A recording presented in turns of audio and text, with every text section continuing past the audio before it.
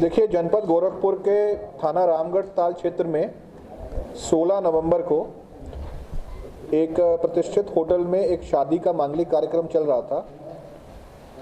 उसी मांगलिक कार्यक्रम के बाद सूचना आई कि वहाँ पर जिन फैमिली के घर पे ये फंक्शन था उनके वहाँ पर रूम बुक थे और उनके एक रूम में से काफ़ी मात्रा में कैश, ज्वेलरी और बाकी चीज़ें चोरी हो गई।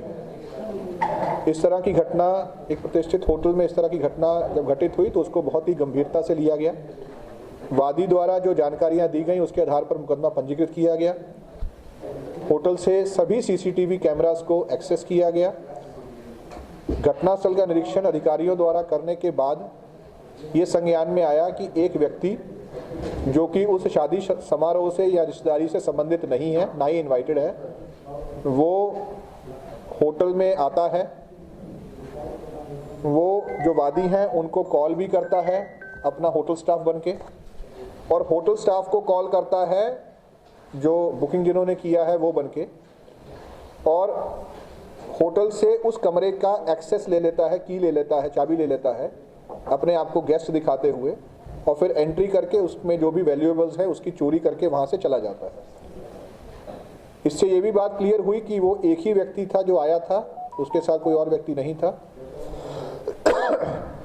उसकी सीसीटीवी फुटेज को लोकल सोर्सेज के माध्यम से पता कराया जाता है तो एक बात क्लियर होती है कि वो यहाँ का लोकल अपराधी नहीं है बल्कि कहीं से बाहर से आया हुआ है।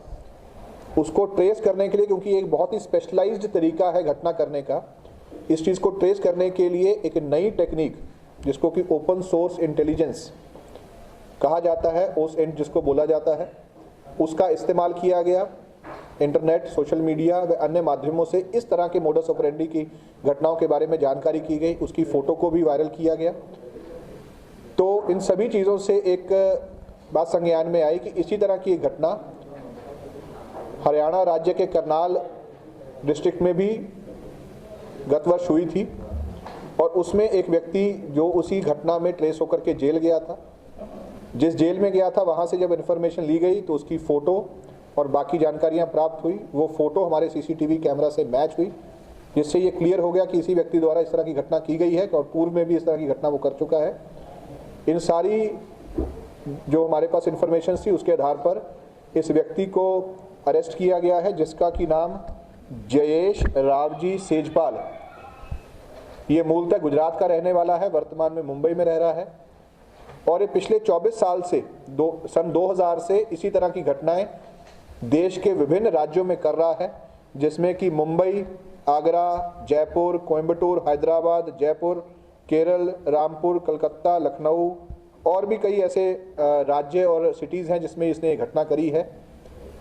इसको हिरासत में लेकर के पूछताछ किया गया तो इसके पास से जो घटना में चोरी किया हुआ सामान था वो बरामद हुआ है। इसको अरेस्ट करके जेल भेजा जा रहा है।